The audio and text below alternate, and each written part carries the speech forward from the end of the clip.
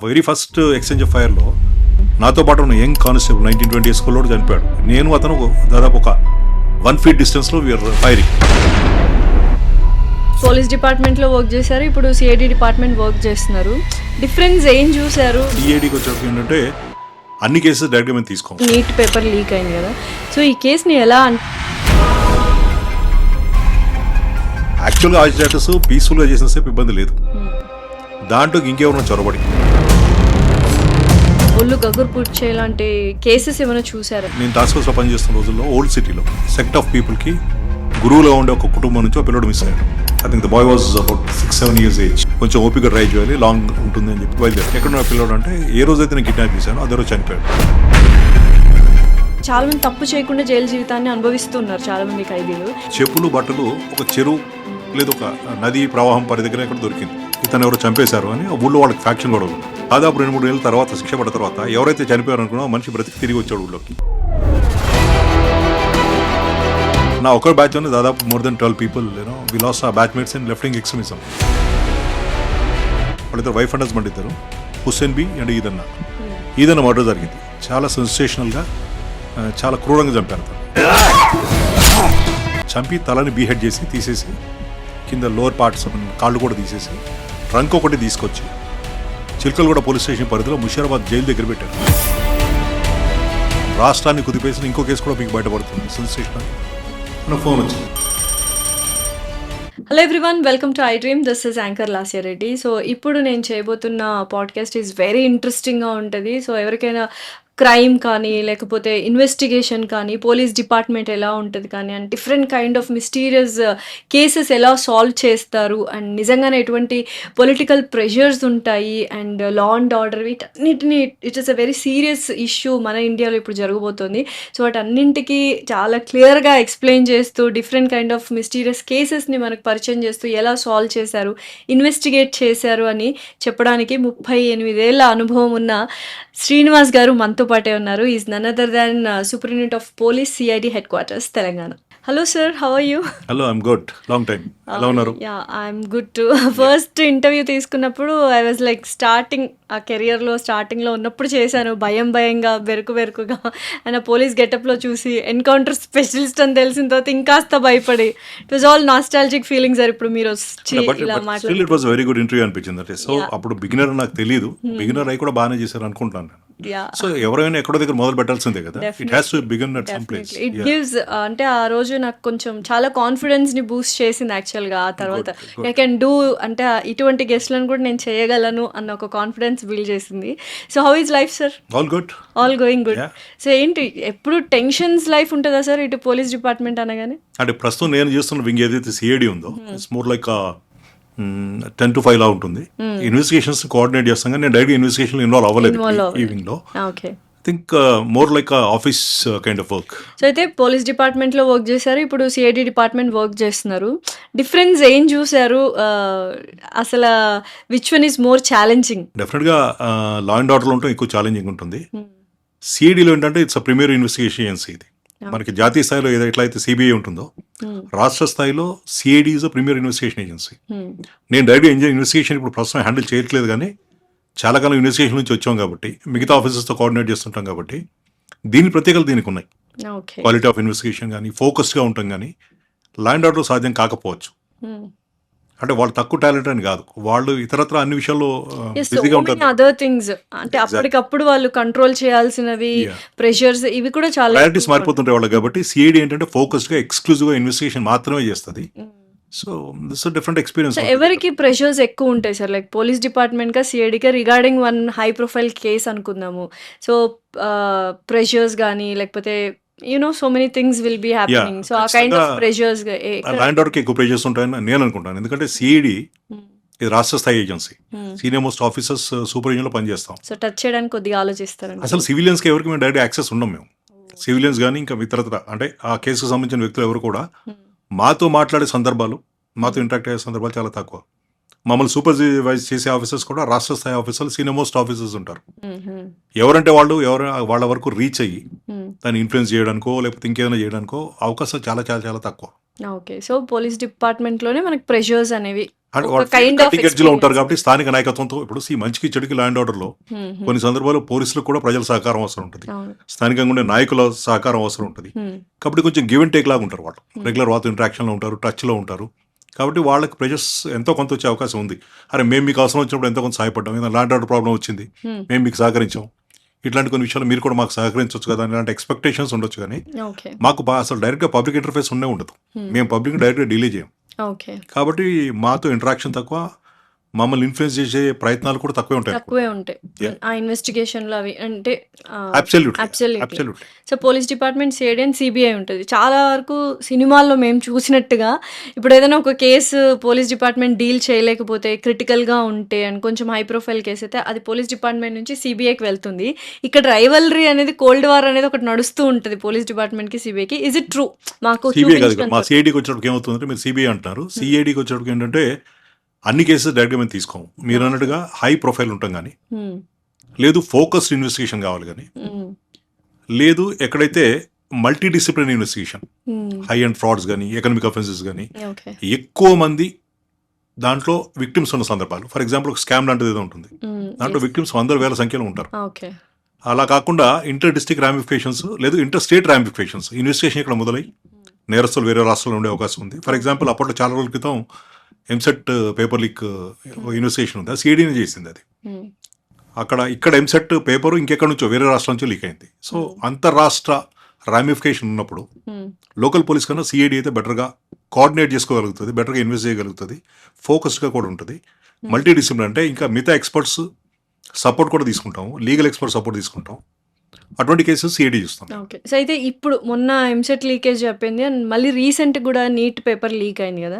So ఈ కేసుని ఎలా అంటే ఈ కైండ్ ఆఫ్ కేసెస్ని ఎలా డీల్ చేస్తారు సార్ మీరు యూజువల్గా? అది సాల్వ్ అయ్యింది అనుకుంటున్నారా? You have any idea about this case? మీ దాకా వచ్చిందా? అంటే మీరు చెప్పేది రీసెంట్గా NEET CBI is one of the most top most agency చేస్తున్నారు. వాళ్ళు ఇమీడియట్గా వాళ్ళని ఐడెంటిఫై చేయడం, ఎలా జరిగిందో కనుక్కోవడం, వాళ్ళని ప్రాపర్ ఎవిడెన్సెస్ కలెక్ట్ చేయడం, వాళ్ళని రెస్పాన్సిబిలిటీ ఫిక్స్ చేసి వాళ్ళని అరెస్ట్ చేసి త్వరలో ఛార్జ్ షీట్ కూడా చేయబోతున్నారని చెప్పి అన్నారు. కేసు ఇన్వెస్టిగేషన్ బ్రేక్ అవుతుంది డెఫినెట్గా. కానీ ఇక్కడ ఆలోచించాల్సిన విషయం ఏంటంటే, నష్టం జరిగి పిల్లలు ఎవరైతే ఇబ్బంది పడ్డారో వాళ్ళని అండూ చేయడం కొంచెం కష్టం అవుతుంది. తప్పు చేసిన వాళ్ళు శిక్షించడం ఒకటే కాదు, అది మా పని, మేము చేస్తాం. ఫర్ ఎగ్జాంపుల్ ఇంకొక ఫైనాన్షియల్ ఫ్రాడ్ లాంటిది ఏమన్నా తీసుకుందాం, వాళ్ళని పనిష్ చేసే వరకు మేము definitely will take up the responsibility, arrest చేస్తాం, ఇవన్నీ చేస్తాం. కానీ అందరికీ పూర్తి స్థాయిలో డబ్బులు తిరిగి ఇప్పించగలుగుతామా లేదా అనేది అన్ని సందర్భాల్లో సాధ్యం కాదు. అది కష్టం. అంటే ఇప్పుడు కొన్ని ప్రత్యేకమైన చట్టాలు, అంటే మనీ డిపాజిటర్స్ లాంటి యాక్ట్ లాంటి చట్టాలు ఏవైతే ఉంటాయో అక్కడ నేరస్తులకు సంబంధించిన ఆస్తుల్ని జప్తు చేసి అవి విక్టిమ్స్కి వెళ్ళి లాగా చేసే అవకాశం ఉంటుంది. కానీ కొన్ని రొటీన్ కేసెస్లో ప్రజలు డబ్బులు కోల్పోతారు, కానీ అది మనం రికవర్ చేసి తిరిగి వాళ్ళకి అప్పగించే అవకాశాలు కొంచెం తక్కువగా ఉంటాయి. సో ఈ రెండు వేరే వేరే భిన్నమైనటువంటి డొమైన్స్ ఇవి.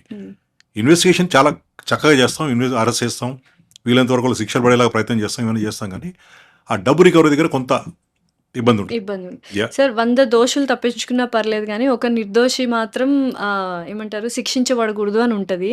బట్ చాలా వరకు ఇప్పుడు జరుగుతున్న సినారియోస్లో నిర్దోషులు చాలామంది జైల్లో జీవితాలని గడుపుతూ ఉన్నారు, లైక్ తెలుసుకున్నాం అనమాట. సో నిజంగా అలా జరుగుతుంటుందా? అండ్ రీజన్స్ ఏంటి అంటే, చాలామంది తప్పు చేయకుండా జైలు జీవితాన్ని అనుభవిస్తున్నారు చాలామంది ఖైదీలు. ఇది ఓపెన్గా చెప్తున్నా, అది మీరు ఒప్పుకుంటారా లేదా అని ఫస్ట్ చెప్పి తర్వాత యూ కెన్ ఆన్సర్ ఇట్. అంటే ఇది డిబేటబుల్ పాయింట్, దాన్ని మనం స్వీపింగ్ రిమార్క్స్ చేయలేము దాని మీద. కొన్ని సందర్భాల్లో ఉండుండొచ్చు అటువంటి మీరు చెప్పినట్టు, అన్ని అలా అనుకోవట్లేదు నేను. సో ఇప్పుడు ఆ డిక్టమ్ ఏముంటుందంటే, 100 మంది దోషులు తప్పించుకున్నా పర్లేదు, ఒక నిర్దోషికి శిక్ష పడకూడదు అంటారు. ఇప్పుడు శిక్ష పడటం వేరు. మీరు చెప్పిన సిచ్యువేషన్ ఏంటంటే, వాళ్ళు అరెస్ట్ అయ్యి కాదు శిక్ష అనుభవిస్తున్నారు, శిక్ష పడి. నేను చెప్తాను, నా యాజ్ అ పోలీస్ ఆఫీసర్ నేనేమనుకుంటానంటే, 100% 99.9% కాదు, 100% ప్రూవ్ చేయగలిగితేనే శిక్షలు పడతాయి. సో మేము 100 కేసులు ఇన్వెస్టిగేట్ చేస్తే బహుశా 10-12 కేసులను శిక్ష పడతాయి, అంటే మిగతా 88 పోతున్నాయి కదా. సో శిక్ష పడటం అంత అనేది అంత ఈజీ విషయం కానే కాదు. 100% వాళ్ళు చాలా బియాండ్. అప్పుడు అక్కడ చట్టం ఏం చెప్తుంటే, you should be able to prove the guilt, అతని నేరాన్ని beyond all the reasonable court, అంటే కోర్టుకి ఏ లేసేమంతం కూడా సంశయం లేకుండా ప్రూవ్ చేయగలిగితేనే శిక్షలు పడతాయి. ఇప్పుడు ఏమంటారంటే, అక్కడ 99% మీరు ప్రూవ్ చేయగలిగి 1% ఏమైనా సంశయం అక్కడ ఉంటే ఆ benefit will go to the accused, not to the prosecution. Okay. Benefit of doubt అనేది ఎప్పుడు కూడా అక్యూజ్కే ఇస్తారు. సో అటువంటిప్పుడు శిక్ష పడడం చాలా రేరెస్ట్ ఆఫ్ రేర్ ఉంటుంది అది. ఓకే. సో అంటే యూజువల్‌గా ఇంకొకటి చెప్తాను మీకు ఎగ్జాంపుల్.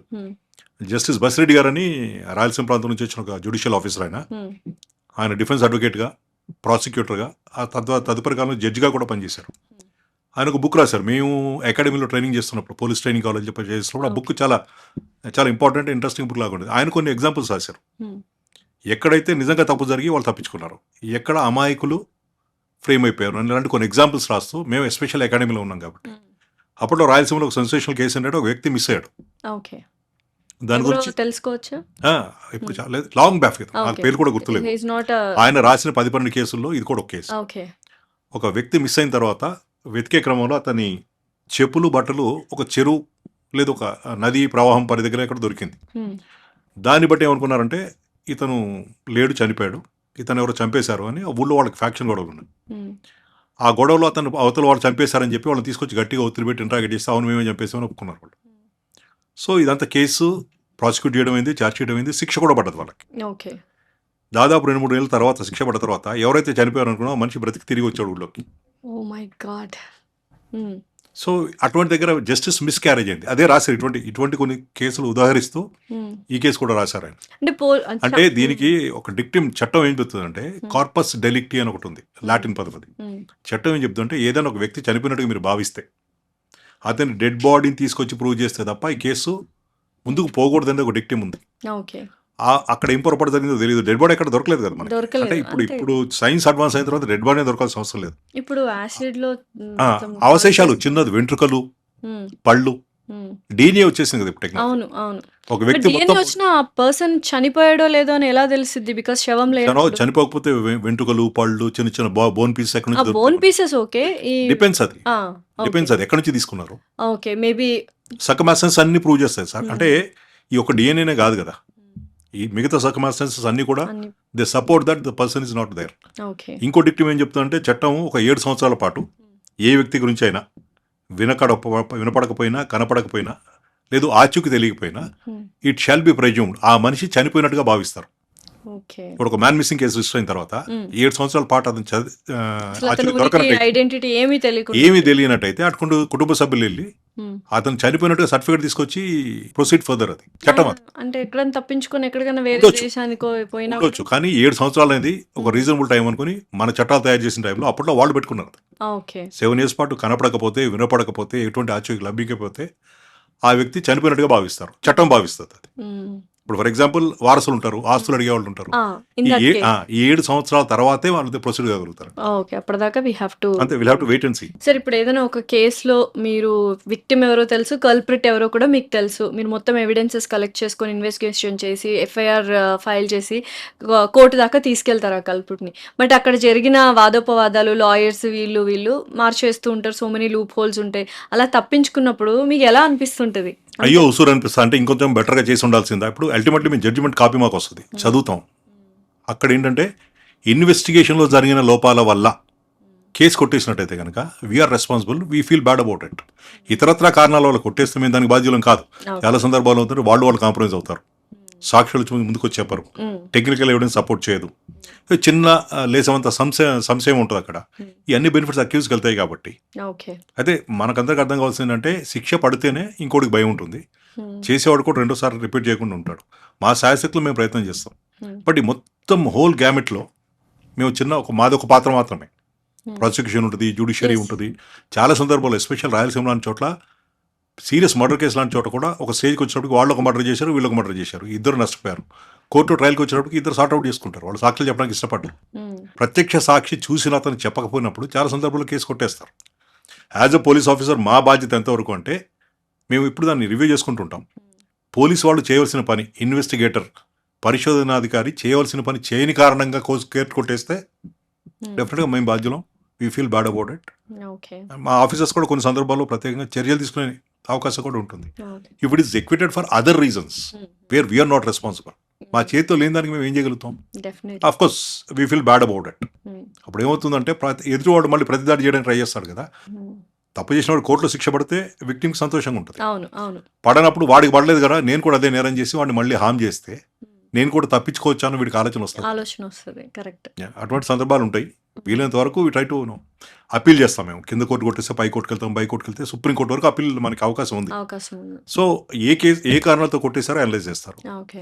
అప్పీల్ చేసే అవకాశం ఉంటే ఖచ్చితంగా అప్పీల్ కూడా చేస్తాం. సో ఇన్ని ఇయర్స్ ఆఫ్ ఎక్స్పీరియన్స్‌లో ఈ ప్రెషర్స్ వల్ల వాటి వల్ల కొన్ని కేసెస్ వదిలేసుకోవాల్సిన పరిస్థితి వచ్చిందా ఎప్పుడైనా? అంటే కొద్దిపాటి ప్రెజర్స్ ఉంటాయి. వదిలేసుకోవడం అంటే నేను కొన్ని సందర్భాల్లో ఈ కేసు నేను చేయను, ఇతన్ని పక్కన పెట్టాలి, లేదు ఇతని మీద సెక్షన్ తీవ్రత తగ్గించాలి, లేదు ఇతను ఇప్పుడు అరెస్ట్ చేయొద్దు అంటే నేను ఆఫీసర్స్తో విభేదించి గట్టిగా మాట్లాడి ఎట్లా అనుకుంటే నన్ను తప్పించాను సార్ అక్కడికి, నేను నా కాన్షియస్ పర్మిట్ చేయట్లేదు, నేను చేయదలుచుకోలేదు, ఇది ఇంకో ఆఫీసర్ని పెట్టండి అని చెప్పిన సందర్భాలు ఉన్నాయి. ఓకే. సో నిజంగానే మీ హైయర్ అఫీషియల్స్ చెప్పిన మాటనే వినాలి 100% నిజమే అంటారా? Like అంటే ఇక్కడ టిపికల్ పోలీస్ యూనిఫామ్ సర్వీసెస్లో డిపార్ట్మెంట్ ఉన్నాయి కాబట్టి సబార్డినేషన్ ఎంతో కొంత ఉంటుంది. సీనియర్ ఆఫీసర్స్ ఎందుకు చెప్తారంటే వాళ్ళకు కూడా పర్సనల్ ఇంట్రెస్ట్ ఉంటుంది, వాళ్ళకి ఇంకెక్కడి నుంచి ఒత్తిడి ఎక్కడి వచ్చి నుంచో ఉండొచ్చు కదా. ఒత్తిడి వచ్చి ఉండొచ్చు. వాళ్ళు వివరంగానే డిస్కస్ చేస్తారు. సబార్డినేట్ సప్రెషన్ అనేది ఎక్కువ ఉంటది అని వింటూ ఒకప్పుడు ఉంటాం. ఉండేది, ఇప్పుడు తగ్గిపోయింది, అవునా? చాలా తగ్గిపోయింది. ఓకే. అంటే బ్రిటిషర్స్ నుంచి మనం కొత్తగా స్వాతంత్రం వచ్చిన రోజుల్లో ఆ బ్రిటిష్ లెగసీ, బ్రిటిష్ పోలీసింగ్, ఆ వారసత్వం అట్లా కొంతకాలం కొనసాగింది. ఓకే. అయ్యా, దొర, బాబు అన్న ఇట్లాంటివన్నీ ఇప్పుడు లేదు, చాలా వరకు తగ్గిపోయింది. తగ్గిపోయింది. సీనియర్ ఆఫీసర్స్ కూడా కింద వాళ్ళని టాలెంట్ ఉంటే ఎంకరేజ్ చేస్తారు, పొలైట్గా డీల్ చేస్తారు, మర్యాదగానే వ్యవహరిస్తారు వాళ్ళతో. ఓకే. అంటే ఇది క్రమంగా తగ్గిపోతుందేమో అనిపిస్తుంది. Eventually it will finally go, everything will go. Definitely. అయితే యూజువల్గా ప్రజల్లో పోలీస్ డిపార్ట్మెంట్ అంటే ఒక కైండ్ ఆఫ్ పాజిటివ్ ఎంత ఉన్నా, ఎన్ని కేసెస్ సాల్వ్ చేసినా, లా అండ్ ఆర్డర్ని కాపాడుతున్నా, ఇంకోవైపు ఒక కైండ్ ఆఫ్ నెగటివ్ నోషన్ వచ్చేసింది. దానికి కారణం కొంతమంది అవినీతిగా ఉన్న ఆఫీసర్సే దానికి రీజన్ అంటారా? కరప్టెడ్. అంటే 2-3 రకాల కారణాలు ఉండొచ్చు. ఒకటి, వెళ్ళిన పోలీస్ స్టేషన్ విక్టిమ్ ఏమనుకుంటా అంటే మ్యాజికల్ సొల్యూషన్ అర్జెంట్గా అయిపోవాలనుకుంటాడు. సాధ్యం కాదు, ప్రొసీజర్ ఫాలో చేయాలి. అక్కడ ఒకలాంటి కొంత అసంతృప్తి ఉంటుంది. మీరు అన్నట్టుగా కొంతమంది ఇంటిగ్రిటీ లేని వాళ్ళు, హానెస్టీ లేని వాళ్ళు, it could B corruption, it could B partisan attitude, ఎవరి పట్ల అన్న కొంచెం వివక్ష చూపించడం, లేదు వేరే వాళ్ళ పట్ల మొగ్గడం, ఇటువంటి చిన్న చిన్న కారణాలు ఉన్నాయి. అయితే అన్ని మిగతా డిపార్ట్మెంట్స్కి పోలీస్ డిపార్ట్మెంట్కి తేడా ఏంటంటే, సపోజ్ మీరు ఆర్టీఐకి వెళ్తారు, ఇంకో దగ్గరికి వెళ్తారు, అక్కడ మీరు ఏదైనా ప్రొసీజర్ బైపాస్ చేస్తే, అంటే ఇన్ఫ్లుయెన్స్ చేయొచ్చు, బ్రైబ్ చేయొచ్చు, ఏదైనా చేయొచ్చు, దాని ప్రభావం డైరెక్ట్ ఇంకో మనిషి మీద పడేది తక్కువ. మీరు సపోజ్ 10 మంది లైన్లో ఉన్నారు, మీరు 11, మీరు లైన్ బైపాస్ చేసి ముందుకెళ్తారు, ఓకే. ఈ ఇంపాక్ట్ 10 మంది మీద ఈక్వల్గా డిస్ట్రిబ్యూట్ అవుతుంది, ఏ ఒక్కరి మీద పడదు, దాది తీవ్రమైనది కూడా కాదు.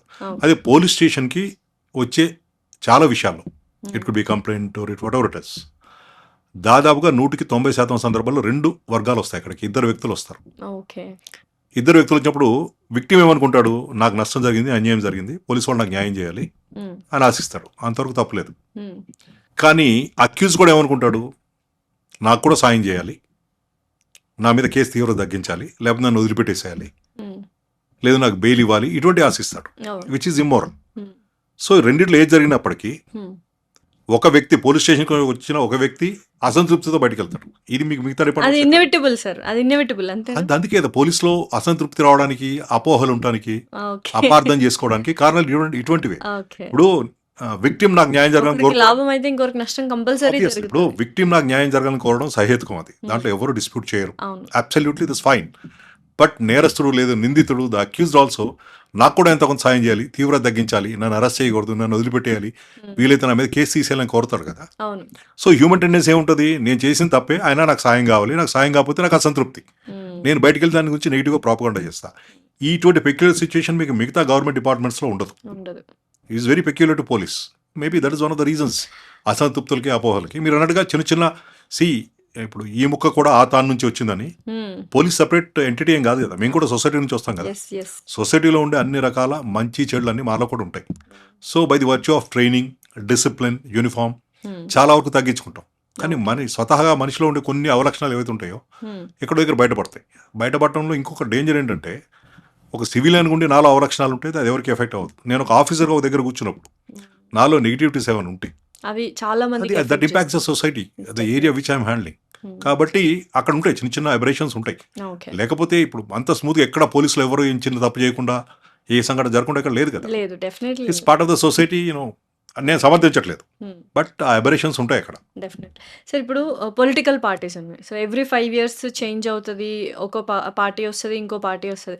ఇలా ఫస్ట్ వచ్చిన పొలిటికల్ పార్టీ మీకు కొన్ని చెప్తూ ఉంటారు. లైక్ ఈ పెద్దవాళ్ళని అరెస్ట్ చేయాలనో, వాళ్ళ మీద కేసులు పెట్టాలనో ఇలా మీరు కొన్ని చేస్తూ ఉంటారు. లాక్కెళ్ళడం, ధర్నాలు చేసినప్పుడు. నెక్స్ట్ 5 ఇయర్స్ తర్వాత రోల్స్ రివర్స్ అయిపోతుంటాయి. వాళ్ళు పెట్టమంటుంటారు.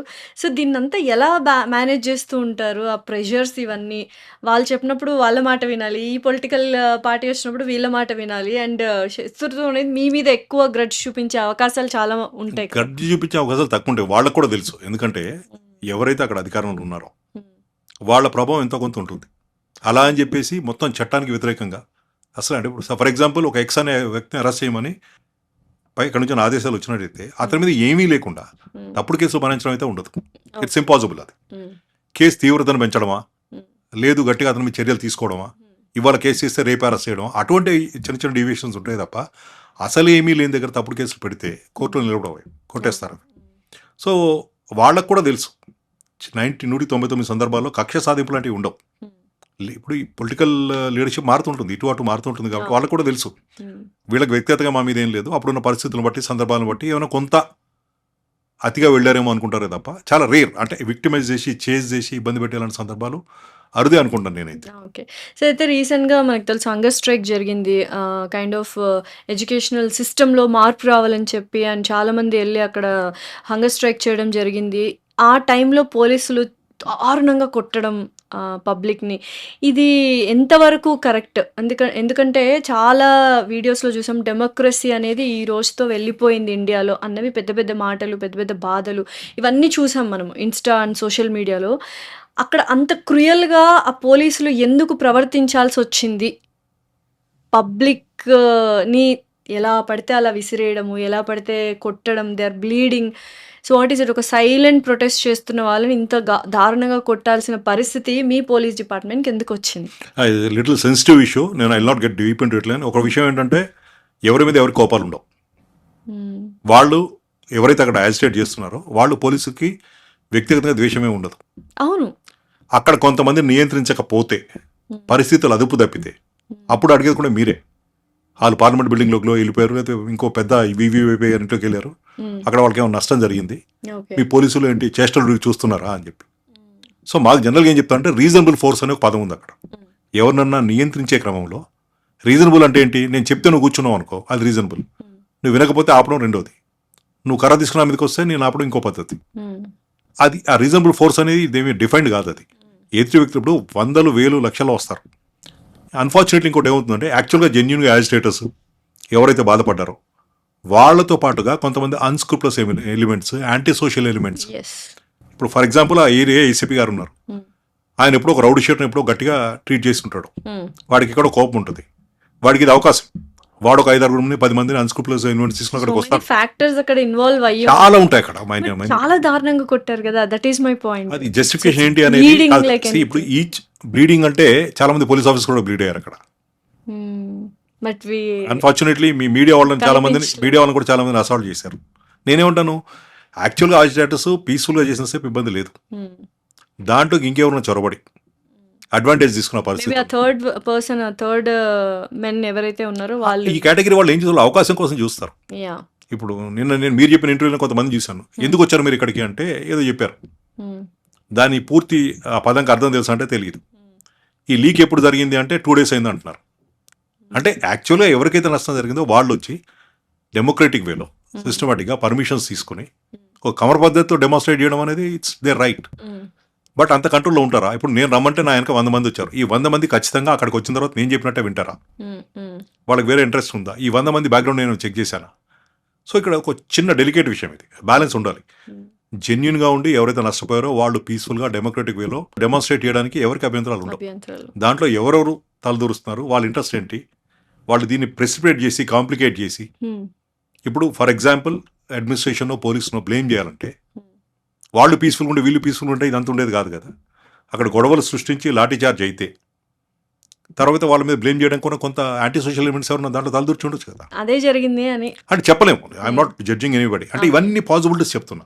Okay it is very easy to judge ఎక్కడో కూర్చుని. ఎందుకంటే మేము కూడా చాలా మంది ఉద్యమాలు అవన్నీ హ్యాండిల్ చేసాం మేము. అవును కొన్ని సందర్భాల్లో తెలియకుండా వెనకాల నుంచి పిన్స్తో గుచ్చేవాళ్ళు, కళ్ళల్లో కారం కొట్టేవాళ్ళు, ఇటువంటి కూడా ఉంటాయి కదా అవన్నీ. అవన్నీ ప్రతిదీ కెమెరాలో క్యాప్చర్ కాకపోవచ్చు. కెమెరాలో క్యాప్చర్ చేసినప్పుడు కూడా ఏం చేస్తారు తెలుసా, వాళ్ళ ఇంట్రెస్ట్ సర్వ్ చేసే మెటీరియల్ బయటకు వదిలిపెడతారు. ఓకే. అంతే కదా. అంతే ఇప్పుడు డెఫినెట్లీ. ఎవరిని డిఫైన్ చేయాలనుకుంటే దానికి సంబంధించిన మెటీరియల్ మాత్రమే బయటకు పంపిస్తారు. ఇప్పుడు అదే సోషల్ అందుకని మీడియాలో జరుగుతుంది. What is little right? Sensitive issue, balance ఉండాలి. ఒకటే నేను ఏం చెప్పగలుగుతాను అంటే అక్కడ యాజిటేట్ చేస్తున్న వాళ్ళు ఎవరికీ కూడా పోలీసుల పట్ల లేదు పోలీసులు వాళ్ళ పట్ల వ్యక్తిగత ద్వేషం కానీ వాళ్ళని ఇబ్బంది పెట్టి ఫిజికల్గా అసాల్ట్ చేయాల్సిన అవసరం కానీ ఉండదు అక్కడ. సో పరిస్థితులు అటు పురికొల్పుతాయి అది. అండ్ అన్ని వేల మందిని హ్యాండిల్ చేసే క్రమంలో ప్రతి ఒక్కళ్ళు లాస్య మంచిదా ఇతను మంచివాడని చూసుకునే పరిస్థితులు ఉండవు. అవతల నుంచి రాళ్ళు వచ్చి పడుతుంటాయి. డెఫినెట్లీ. సో ఇది లిటిల్ సెన్సిటివ్. ఇది ప్రాక్టికల్గా అక్కడ చూస్తేనే ఏదవుతుంది. దీన్ని మనం ఇటువైపు కూడా స్వీపింగ్ స్టేట్మెంట్స్ ఇవ్వాల్సిన అవసరం లేదు, దాన్ని మిస్అండర్స్టాండ్ చేసుకునే అవసరం లేదు.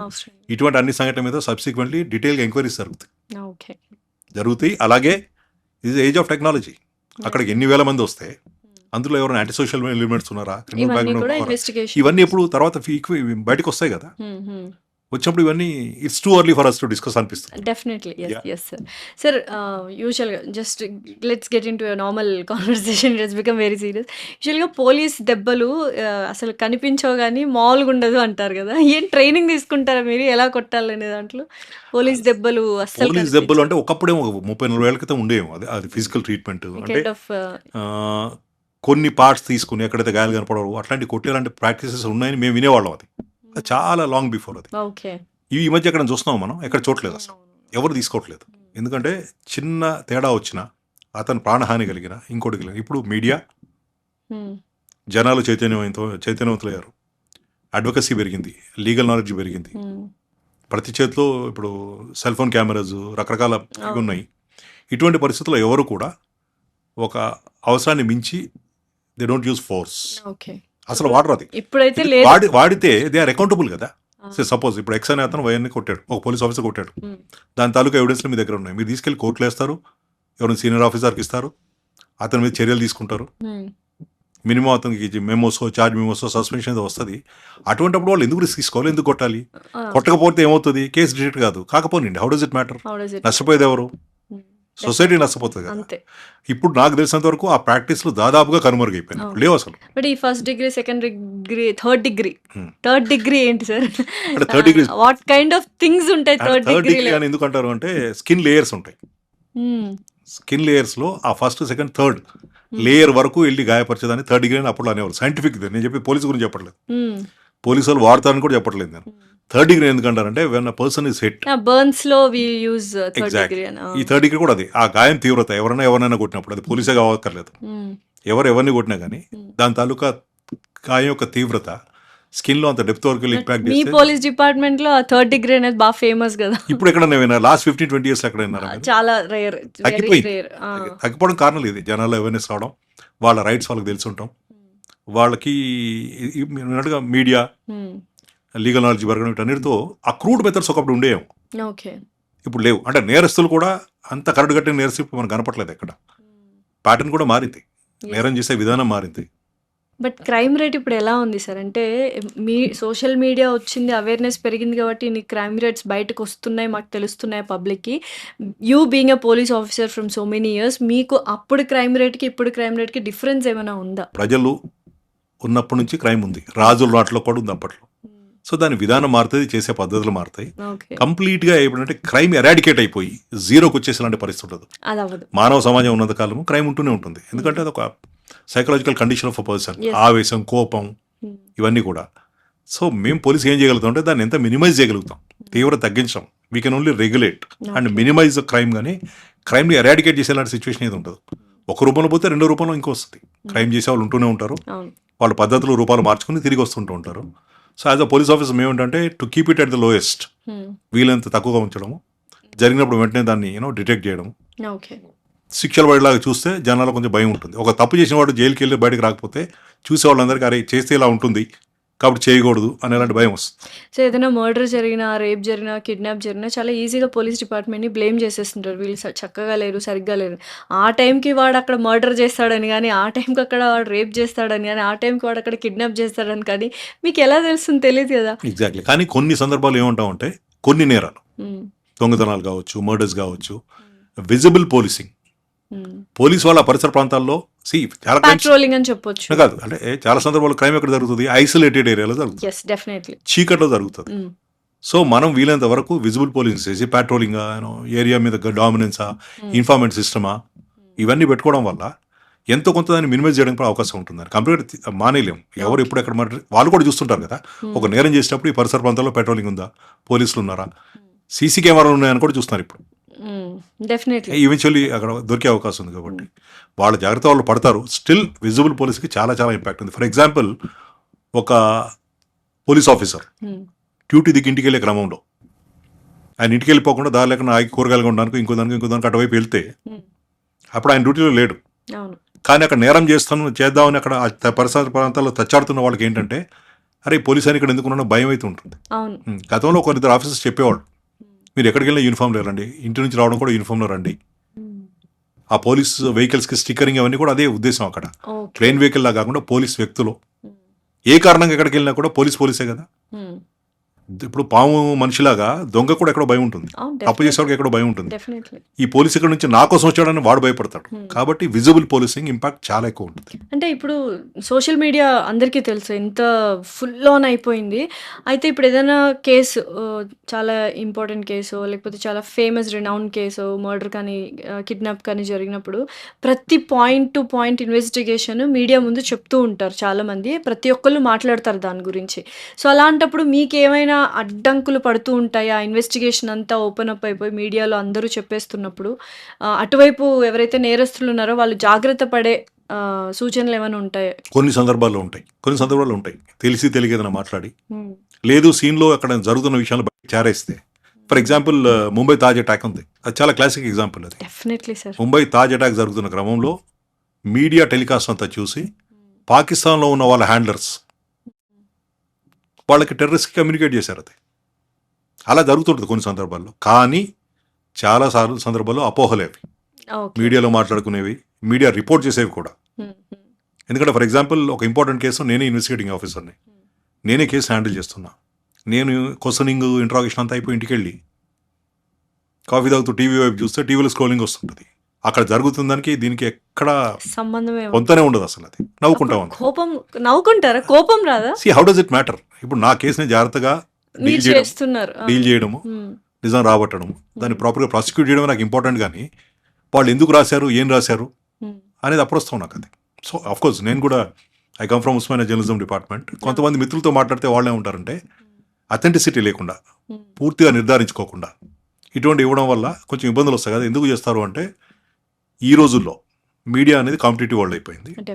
ఎవరు ముందు రిపోర్ట్ చేస్తారు అనేది చాలా ఇంపార్టెంట్. అండ్ ఎవరు ఎంత ఆసక్తికరమైన న్యూస్ బయట పెడతారు. ఆసక్తి అంటే యూ కెన్ యాడ్ ఆల్వేస్ దానిలో ఆబ్వియస్లీ యాడ్ ఆన్స్ ఎక్కువ ఉంటాయి. స్పైసీగా ప్రెజెంట్ చేయడం కాకుండా నేనేమంటాను, ఎందుకు హాఫ్ బేక్డ్ న్యూస్ లేదు అథెంటిక్ కాన్ న్యూస్ ఎందుకు మీరు టెలికాస్ట్ చేస్తారు లేకపోతే రాస్తారు అన్న సందర్భంలో కొంతమంది మిత్రులు ఏం చెప్తారంటే ఇట్స్ అ కాంపిటేటివ్ వరల్డ్. అది వేరే పేపర్ వాళ్ళు వేరే టీవీ వాళ్ళు మేము చూపించకపోతే మేము వెనకబడిపోతాము, మా మేనేజ్మెంట్కి మేము కూడా బాధ్యులం అవుతాము. డెఫినెట్లీ. కాబట్టి ఎంతో కొంత మనకు తెలిసిన కాడికి అదే 100% అయిపోయింది పర్ఫెక్ట్ అని కాదు రిపోర్ట్ చేయకుండా. అది అన్అవాయిడబుల్ సిచ్యువేషన్. అది ఎవరికైనా అది ప్రొఫెషనల్ వృత్తిపరమైనటువంటి సమస్య. అది మాకు ఇంకెవరినో దాన్ని ఇన్వెస్టిగేషన్ హ్యాంపర్ చేయాలని కానీ ఇంకెవరినైనా ఇబ్బంది పెట్టాలని కానీ అవన్నీ ఉండవు.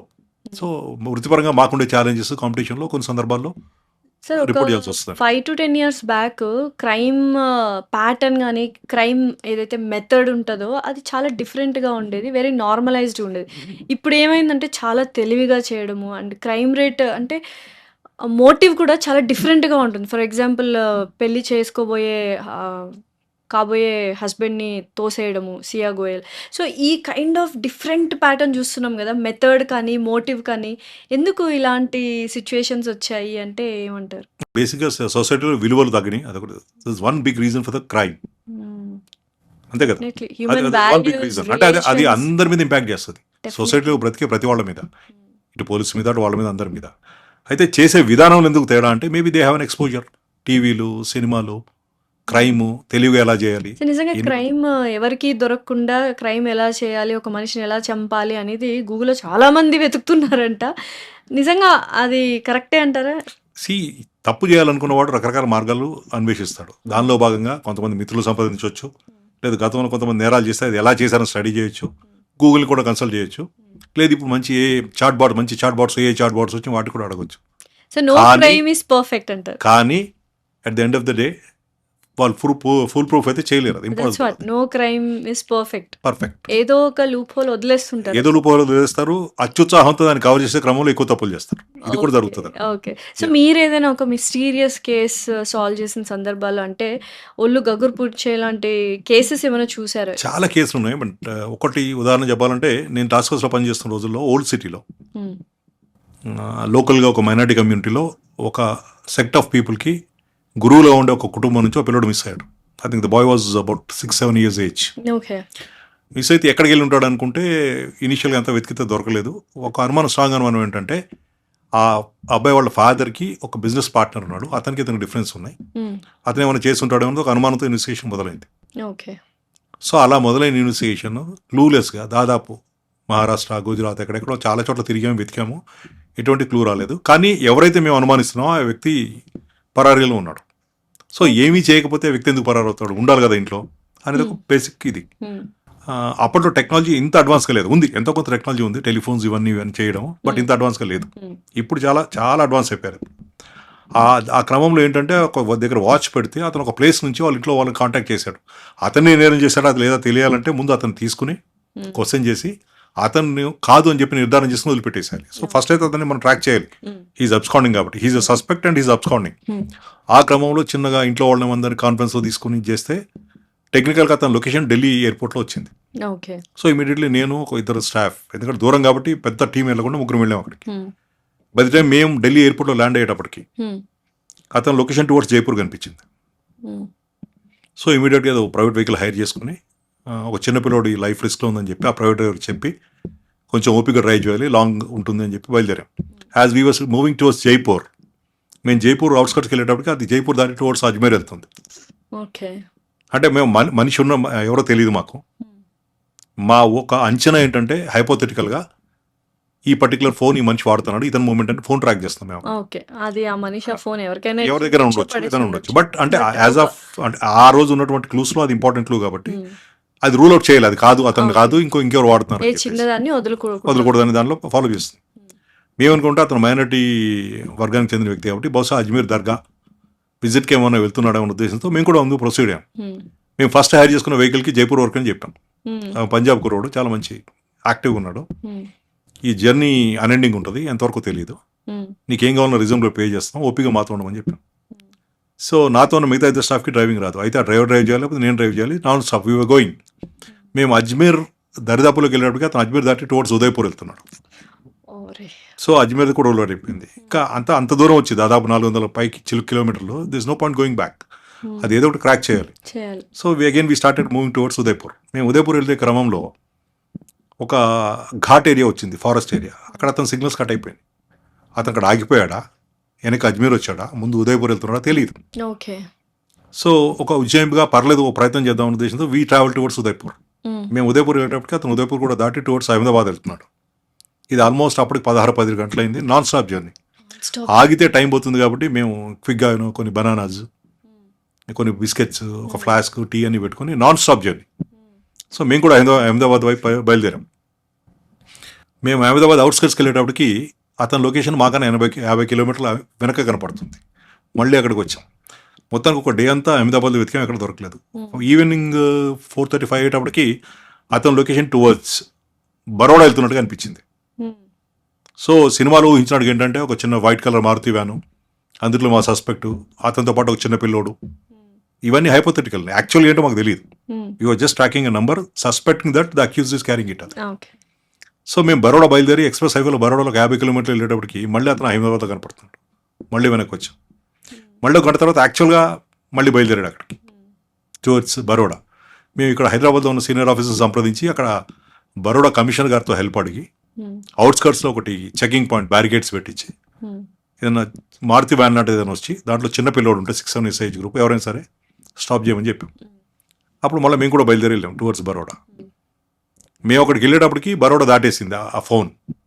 అక్కడ లోకల్ పోలీస్తో మాట్లాడితే ఏ వెహికల్ రాలేదు, ఎవరు మాకు సస్పిషియస్ కనపడలేదు అన్నారు. దాన్ని బరోడా క్రాస్ అయ్యి అవన్నీ చెక్ పోస్ట్ క్లోజ్ చేసుకున్నాం. Again he was travelling towards Surat వెళ్ళే క్రమంలో మేము కూడా మళ్ళీ ఫాలో అయ్యాం. అయ్యి ఒక 40-50 కిలోమీటర్స్ బరౌచ్ అనే ప్లేస్కి వెళ్ళిన తర్వాత చూస్తే అతను మాకన్నా ఒక 20 కిలోమీటర్ వెనకాల ఆగాడు. ఫోన్ ఆగింది, టు బి వెరీ స్పెసిఫిక్. మనిషి ఎవరో తెలియదు మాకు. అప్పుడు నాతో ఉన్న ఒక స్మార్ట్ స్టాఫ్ ఏమనంటే లొకేషన్ చూసాం అతనిది. అది ఏదైతే ఆగిందో ఆ లొకేషన్లో అన్ని దాబాలు ఉన్నాయి. దాదాపు ఈవినింగ్ 7:30-8 ప్రాంతం అది. ఓకే. సో మేమందరం కూర్చొని ఇంటర్లో డిస్కషన్లో ఏమనుకున్నాం అంటే కనుక అతను సొంత వెహికల్ అయితే కనుక ఆ టైంకి అక్కడ ఆగాల్సిన అవసరం లేదు. అహ్మదాబాద్ నుంచి బరోడా నుంచి టువర్డ్స్ ముంబై వెళ్ళే బస్సులన్నీ కూడా 7:30-8:30 ప్రాంతం అక్కడ ఆగి భోజనం చేస్తారు. సో మనం అనుకుంటున్నట్టుగా ఇది this not a Maruti van, ఇది బస్ ఏదైనా అయి ఉండే, లగ్జరీ బస్ లాంటిది ఏదైనా అయి ఉంటుంది ఓకే. అనుకున్నాం. ఎందుకంటే అక్కడ ఆగారు భోజనం కాబట్టి, లాజికల్ కంక్లూజన్. సో అప్పుడు ఏం చేయగలుగుతాం మేము, బరౌచ్లో ఒక హైవే టోల్ ట్యాక్స్ పాయింట్ దగ్గరికి వెళ్ళి ఆ స్టాఫ్ని అసిస్టెన్స్ అడిగి మేము ముగ్గురే ఉన్నాం. మాతో పాటు దాదాపు 1.5 డే ప్రయాణం చేసిన ప్రైవేట్ డ్రైవర్ కూడా సగం పోలీసుగా మారాడు అప్పటికి. మాతో పాటు మేము నలుగురం ఆ స్టాఫ్ హెల్ప్ తీసుకుని ఒక 200 మీటర్ల దూరంలో అన్ని బస్సెస్ని, లారీస్ని మిగతా వీళ్ళకి సపరేట్ చేసి హైవేలో వెళ్ళే లాంగ్ టర్మ్ లగ్జరీ బస్సెస్ అనేది ఒక గేట్లోకి తీసుకున్నాం. ఓకే.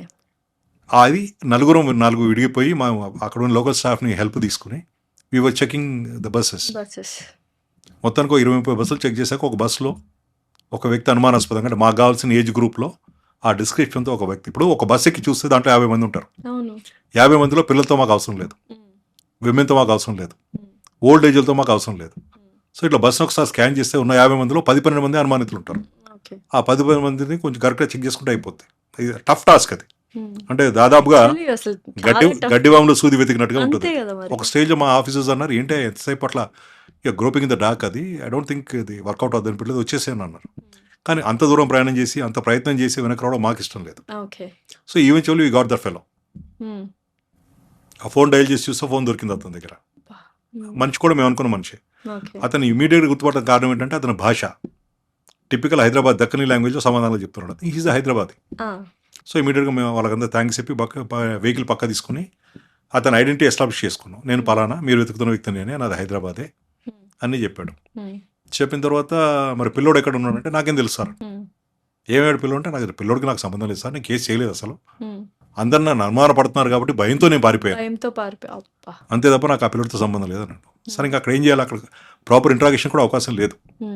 తీసుకొచ్చారు మళ్ళీ. అక్కడ నుంచి వెనక్కి వెళ్ళాలంటే దాదాపు మళ్ళీ 40 గంటలు వెనక్కి ఢిల్లీ ప్రయాణం చేయాలి. ఈ వెహికల్ ఢిల్లీది. అక్కడ నుంచి వేరే ఎయిర్ కనెక్టివిటీ కానీ ట్రైన్ కనెక్టివిటీ కానీ ఇమీడియట్గా లేదు, ఉన్న ఇంతమంది రావడానికి అవకాశం లేదు. So then we thought no, ఇక్కడ ఇంత దూరం వచ్చాం, ఆ డ్రైవర్ని కన్విన్స్ చేసి వయా మహారాష్ట్ర హైదరాబాద్ వెళ్ళిపోదాం ఇట్లాగే మనం బరౌచ్ నుంచి. తిరిగి వెళ్ళేటప్పుడు నీకు 2 స్పేర్ డ్రైవర్లు ఇస్తాం, తిరిగి వెళ్తాను ఢిల్లీకి, నీకు హైదరాబాద్ చూపిస్తామని చెప్పి కన్విన్స్ చేసి అతను తీసుకొచ్చి ఇక్కడికి వచ్చాక ఇంట్రాగేట్ చేసాం. చాలాసేపు బ్రేక్ అవ్వలేదు అతను. సైకలాజికల్ చాలా ప్రెజర్ పెట్టి బ్రేక్ చేసిన తర్వాత ఫైనల్గా ఒప్పుకున్నాడు. ఆ పిల్లోని తీసుకెళ్ళింది నేనే. ఎక్కడున్న పిల్లోడు అంటే ఏ రోజైతే నేను కిడ్నాప్ చేశానో అదే రోజు చనిపోయాడు. చాలా ఇంపార్టెంట్ సెన్సేషనల్ కేసు, కష్టపడ్డాం, బ్రేక్ చేసాము, but we could not save the child.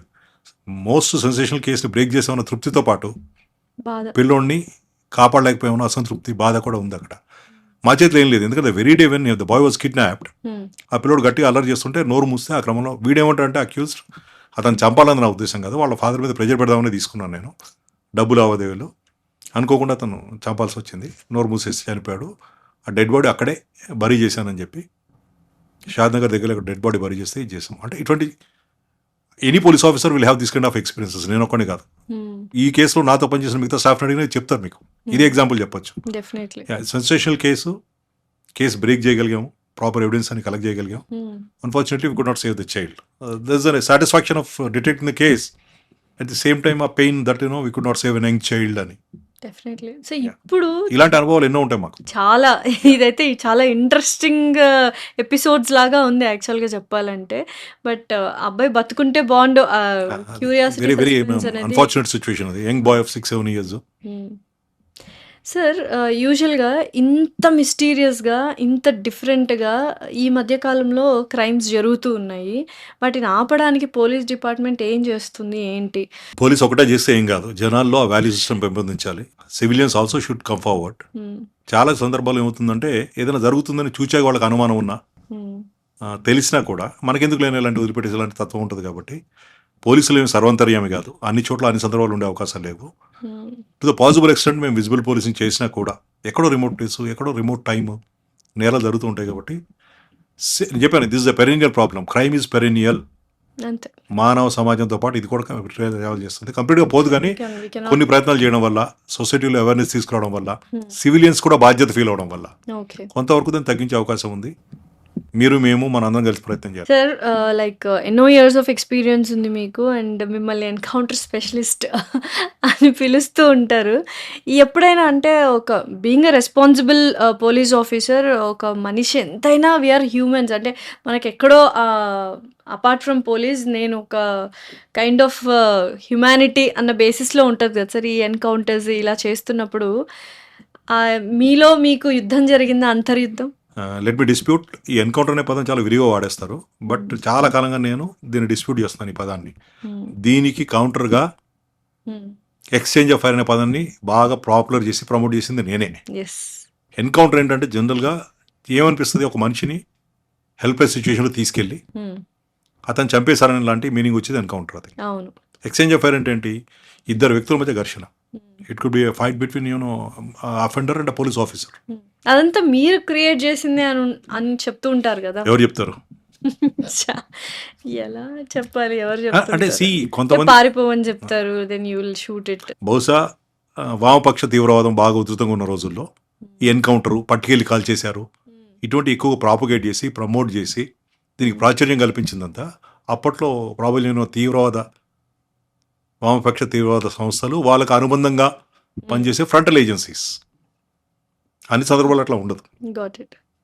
So అంటే ఎక్కడో చిన్న గ్రే ఏరియా ఉంటుంది, అబరేషన్స్ ఉంటాయి. ఒకటి రెండు సందర్భాలు అట్లా కూడా జరిగి ఉండొచ్చు. మీ ప్రాసెస్ ఎలా ఉంటుంది sir? You have done so many encounters. Process ఏముంటుంది, సింపుల్. ఇప్పుడు చాలా మళ్ళీ you're trying to pull me to the same corner. ఏమని ఎన్కౌంటర్ ఎలా చేస్తారు అని, అదే ప్లానా? ఒక వ్యక్తిని పట్టుకునే క్రమంలో అంటే ఆ వ్యక్తి పారిపోతుంటాడా ఏమిటి? డిపెండ్స్. అది పారిపోతాడా, అతను మన మీద ఫైర్ చేస్తాడా, మన మీద తిరగబడతాడా, తిరగబడి మన చేతిలో తుపాకి లాక్కుంటాడా, ఎక్కడ కూడా కాంక్రీట్ ఇదే పరిస్థితి అని ఉండదు. డిపెండ్స్. ఇప్పుడు టెర్రరిస్టులు, లెఫ్ట్ వింగ్ ఎక్స్ట్రీమిస్ట్, వీళ్ళందరూ దే ఆల్సో క్యారీ వెపన్స్ కదా. మాకన్నా అడ్వాన్స్ వెపన్స్ వాడిన సందర్భాలు ఉన్నాయి కదా. వాళ్ళ దగ్గర కూడా లాంచర్స్, రాకెట్ లాంచర్స్, మైన్స్, లేదు అడ్వాన్స్డ్ ర్యాపిడ్ ఫైరింగ్ చేసే AK-47 ఇవన్నీ వాళ్ళ దగ్గర కూడా ఉంటాయి కదా. అట్లాంటప్పుడు వాళ్ళు చేతులు కట్టుకుని కూర్చొని మా దగ్గరికి వస్తాను ఎట్లా అనుకుంటాం. ఇంకోటి, ఫైరింగ్లో ఎప్పుడు కూడా గుర్తుపెట్టుకోండి, ఫైరింగ్లో ఎవరు ముందు ఫైర్ చేస్తే వాళ్ళకి అడ్వాంటేజ్ ఉంటుంది. అంటే అవతల తీవ్రవాదో టెర్రరిస్ట్ మీద ఫైర్ చేసే వాళ్ళకి అడ్వాంటేజ్ ఉంటుంది. I'm taken by surprise. So వాళ్ళ ఎన్కౌంటర్ గురించి చెప్తున్నారు. ఎంతమంది పోలీస్ ఆఫీసర్లు ఇటువంటి సంఘటనలో ప్రాణాలు కోల్పోయారు, మరి అప్పుడు వాటికి ఏం చెప్తారు? చాలా సందర్భాలు ఉంటాయి అటువంటి కూడా. సో మరి వాళ్ళు మమ్మల్ని ఎన్కౌంటర్ చేసినట్ట కాదు, ఎక్స్చేంజ్ ఆఫ్ ఫైర్. అది ఎక్స్చేంజ్ ఆఫ్ ఫైర్లో మేము గాయపడతాం, వాళ్ళు గాయపడవచ్చు. కొన్ని సందర్భాల్లో మా వైపు నుంచి ఎవరున్నా మేము ప్రాణాలు నష్టపోవచ్చు. నా ఒకరి బ్యాచ్లోనే దాదాపు more than 12 people we lost ఆ batchmates in left wing extremism. ఇప్పుడు వచ్చిన శాంతి ఇదంతా కూడా ఊరికే రాలేదు, లాట్ ఆఫ్ సాక్రిఫైసెస్ ఉన్నాయి. సో దాన్ని జనరల్గా స్వీపింగ్ స్టేట్మెంట్ ఇచ్చేసి ఎవరెక్కడ పోలీసు కాల్పు చనిపోయినా కూడా అది ఎన్కౌంటర్, పట్టుకెళ్ళి కాల్ చేశారు అనేది కరెక్ట్ కాదు. అది మీకు ఎక్కడైనా గాయాలు తగ్గడం, బుల్లెట్ గాయాలు తగ్గడం? చిన్న గాయం ఏదో అయింది ఎప్పుడో. It's part of the game. అది ఇన్ని ఎక్స్చేంజ్ ఆఫ్ ఫైర్స్ చేసి ఉంటారు మీరు. Let me change the word. లక్కీగా హౌ డిడ్ యు ఎస్కేప్? అదేదో సినిమాల్లో హీరోకి ఒక్క బుల్లెట్ కూడా తగలదు, అందరికి. క్రూడ్గా చెప్పాలంటే గర్వ సిద్ధాంతం ఏంటంటే మనకి ఇంకా భూమి మీద నూకలు ఉన్నాయి, ప్రాప్తం ఉంది, వి సర్వైవ్డ్. అంటే నా వెరీ ఫస్ట్ ఎక్స్చేంజ్ ఆఫ్ ఫైర్లో నాతో పాటు ఉన్న యంగ్ కానిస్టేబుల్ 1920 స్కూల్లో చనిపోయాడు. నేను అతను దాదాపు ఒక 1 feet డిస్టెన్స్లో వీఆర్ ఫైరింగ్. సో అక్కడి నుంచి వచ్చే బుల్లెట్కి ఇతను ఆఫీసర్, ఇతను కానిస్టేబుల్, ఇతను సీనియర్ ఆఫీసర్ అనేది తెలియదు కదా. So unfortunate that the boy died. అతను కరెక్ట్గా ఒక అడుగు దూరంలో నేను కూడా ఉన్నాను. అది నాకు దగ్గర ఉంటే నేను ఉండేవాడిని కాదేమో. ఇట్స్ ప్యూర్లీ షేర్ లక్ అనుకుంటాను నేను. అదే చెప్తాను, ఇంతమంది బ్యాచ్మేట్స్ని, కలీగ్స్ని, జూనియర్ స్టాఫ్ని ఇంతమంది పోగొట్టుకున్నాక ఆ ఏరియాలో అక్కడ పనిచేసి కూడా తిరిగి ఇంకా మనం బ్రతికే ఉన్నాము, బాగానే ఉన్నాము, వీఆర్ విత్ ద ఫ్యామిలీ అంటే ఫార్చునేట్, గుడ్ ఫార్చ్యూన్. మీ జర్నీలో ద మోస్ట్ టఫెస్ట్ పోస్టింగ్ ఏ ఏరియాలో ఇచ్చారు? ఏం జరిగింది అక్కడ?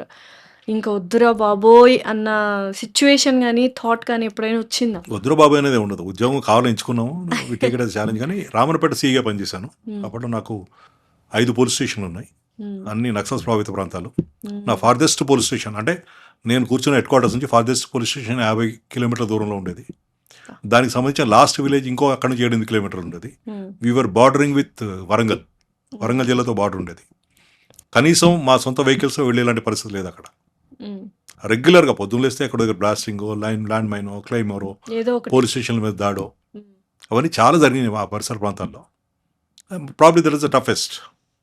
అంటే అంతే. ప్రతిక్షణం మృత్యుతో పోరాడుతున్నట్టే ఉండేది. సో, అడవుల్లోకెళ్ళడం ఈ కైండ్ ఆఫ్ థింగ్స్ యా చూసారా మీరు? Tarain bad Tarain exactly deep forest అనలేము. అంటే కరీంనగర్లో, వరంగల్లో లేకపోతే ఇంకొన్ని చోట్ల నల్లమల్లో ఉన్నంత డీప్ ఫారెస్ట్ లేదు మా దగ్గర. Okay. Still hilly rock terrain. హ్మ్. ఇప్పుడు వాళ్ళు ఎక్కడ సంచరిస్తారు, ఎక్కడ షెల్టర్ తీసుకుంటారు, టెరైన్ అడ్వాంటేజ్ ఎక్కడైతే ఉంటుందో వాళ్ళకి, ఎక్కడైతే దాక్కోగలుగుతారో, ఎక్కడైతే మమ్మల్ని ఏమార్చగలుగుతారు, లేదా ఎక్కడైతే దాక్కుని సీక్రెట్గా మమ్మల్ని దొంగ దెబ్బ తీయగలుగుతారు, అటువంటి ప్లేసే చూస్తారు కదా. అవి ఓపెన్ అండ్ ప్లేన్ ఏరియాస్ ఉండవు, టఫ్ టెరెన్సే ఉంటాయి అవన్నీ. డెఫినెట్లీ. సరే, ఇన్ని కేసెస్ కానీ ఇంత క్రైమ్ చూసి చూసి మనసు గుండె బారిపోయి ఉంటదా? ఏముండదే యూ స్టిల్ క్యారీ అంటే that softness in your heart. డెఫినెట్గా మన అనుకునే వాళ్ళకి ఎవరైనా ఇబ్బంది వచ్చినా, కష్టం వచ్చినా, నష్టం వచ్చినా, ఎవరైనా ఆప్తులు కోల్పోయినా we tend to react. We're all human beings. అంటే ఆ ఇన్సెన్సిటివిటీ, ఆ రఫ్నెస్ అయితే రాదనుకుంటున్నాను నేను. When we deal with the crime మేము చాలా కొంచెం హార్ష్గానే ఉంటాం మేము. ఓకే. మీరు అన్నారు కదా అంతర్మదనం ఉంటుందా, అదా ఇదా అని చెప్పి అడిగారు కదా. ఏదైనా యెస్. అంటే మీలో కాదు, మీరు అడిగిన క్వశ్చన్ వేరు. అంతర్య ఎవరైనా మనిషిని మీరు కావాలని డెలిబరేట్గా ఎన్కౌంటర్ చేసేటప్పుడు ఏమైనా ఎన్‌కౌంటర్ ఆలోచిస్తారా అని. అటువంటి సందర్భాలు ఏమి ఉండవు. హ్మ్. Encounter is encounter, what ever call it as exchange of fire.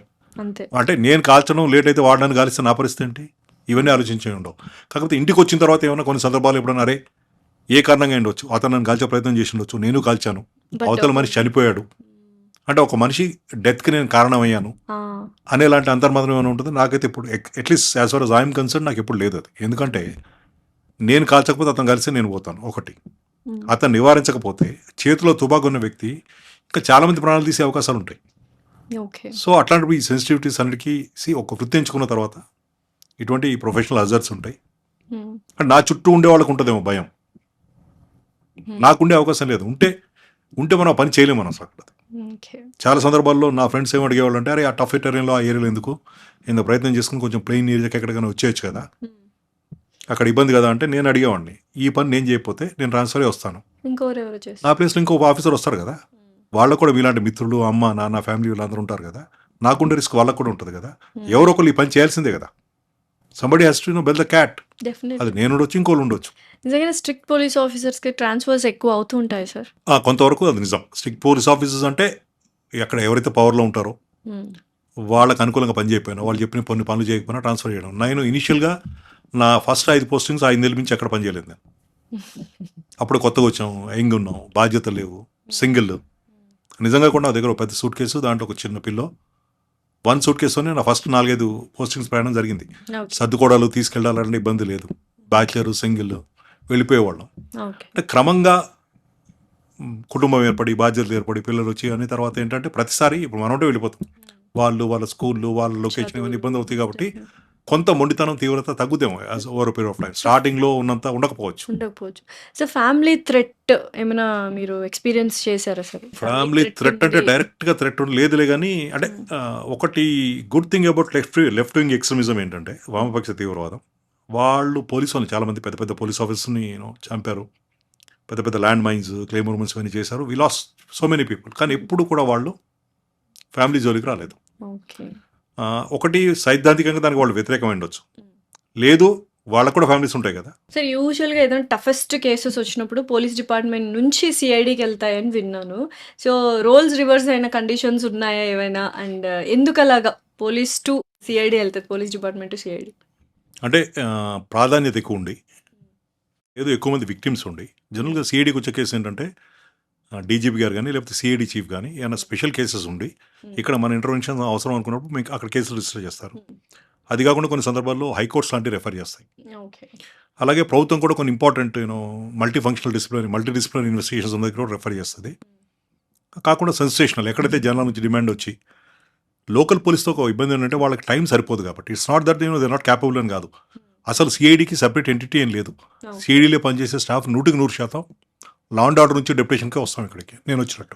Oh! So వాళ్ళు వీళ్ళు వేరు కాదు. సో, వాళ్ళకి సెపరేట్‌గా సీఐడీలోనే జాయిన్ అవుతారు అన్నదేం లేదు, లేదా? లేదు. ఓహ్! అంటే సిబిఐ లాంటి సంస్థలు ఉన్నాయి. సిబిఐలో సొంత రిక్రూట్మెంట్ కొంత ఉంటుంది, ఓకే. కొంతమంది డెప్యుటేషన్ మీద వస్తారు. ఓకే. బట్ సిఐడి 100% డెప్యుటేషన్, దానికంటూ సపరేట్ ఎంటిటీ లేదు. ఓకే. సో మేము రోజు లా అండ్ ఆర్డర్లో పనిచేసేవాళ్ళు చూసేవాళ్ళు ఇక్కడ కూడా వస్తారు. హుహు. కాకపోతే అక్కడ మల్టీఫేరియస్ డ్యూటీస్ ఉంటాయి, ప్రెజర్స్ ఉంటాయి, చాలా సందర్భాల్లో ఫోకస్గా ఉండరు, టైం సరిపోదు. సిఈడిలో ఎక్స్క్లూజివ్ ఇన్వెస్టిగేషన్ ఇది, ఇక వేరే పనులే ఉండవు. సో దీంతో పాటుగా సపోర్ట్ ఉంటుంది, ట్రైనింగ్స్ ఉంటాయి. సో ఆ ఇన్వెస్టిగేషన్లో ఉన్న ఫైనాన్షియల్ ఇన్వెస్టిగేషన్ సపోర్ట్ కావాలంటే ఆ ఎక్స్పర్ట్స్ వస్తారు, చార్ట్ అకౌంటెంట్స్ వస్తారు. ఓకే. ఇవన్నీ ఉంటాయి కాబట్టి క్వాలిటీ ఆఫ్ ఇన్వెస్టిగేషన్ బెటర్గా ఉంటుంది, ఫోకస్గా ఉంటాం.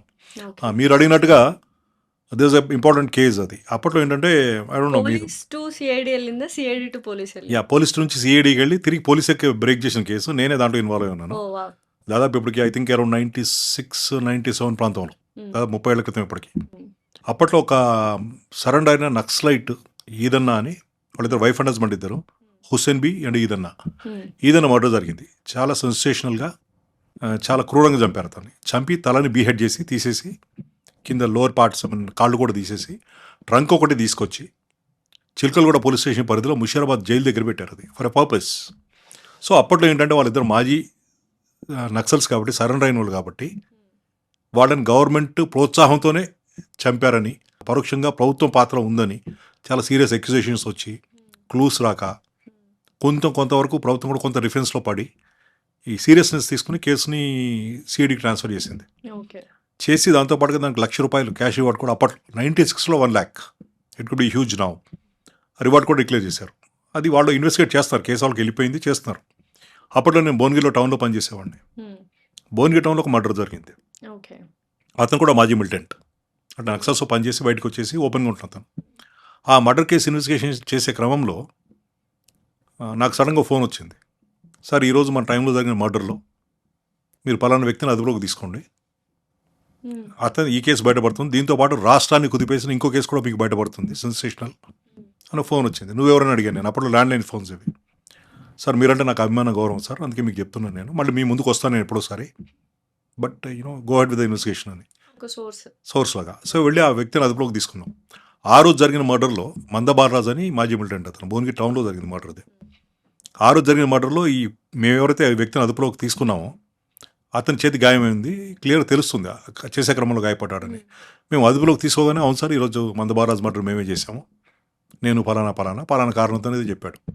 అతను పోలీస్ స్టేషన్ తీసుకొచ్చిన తర్వాత నేను అడిగింది ఏంటంటే, ఇది మాకు తెలుసు, ఆ సెన్సేషనల్ కేసు ఏంటని అడిగాను. ఆ సెన్సేషనల్ కేసు అంటే నాకు కూడా తెలియదు. నాకు చెప్పిన సోర్స్ ఏమన్నాడు, రాష్ట్రాన్ని కుదిపేసిన కేసు డైరెక్టర్ సార్ అని చెప్పాడు.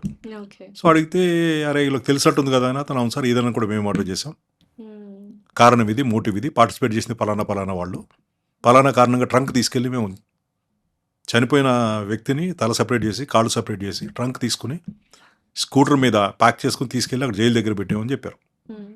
అతను అసోసియేట్ ఇంకో అతను తీసుకున్నాం. అతను ఎవరు అంటే చాలా సెన్సేషనల్గా ఈ క్రైమ్ నోటోరియస్ ఉండి మేమంతా వివాదాలకు వెళ్ళిన నయీం వాళ్ళ సొంత బ్రదర్ అలీం అని ఉండేవాడు, అతను మర్డర్ చేశాడు. అతనితో పాటు మరో ఇద్దరు వ్యక్తులను తీసుకున్న తర్వాత మూడో వ్యక్తి ఎవరంటే ఇక్కడ చౌటుప్పల్లో ఉన్నాడు అని చెప్తే అతను తీసుకొని అక్కడికి వెళ్ళాం. వీళ్ళిద్దరికి ఇక్కడ దొరికిన విషయం తెలుసుకోవడం, అతను పారిపోలేదు, ఇంట్లోనే ఉన్నాడు. మేము పిలవగానే బయటకు వచ్చాడు. సార్ ఒక నిమిషం మీతో మాట్లాడి పక్క తీసుకెళ్తే, సార్ మీకు ఫోన్ చేసింది నేనే సార్ అన్నాడు.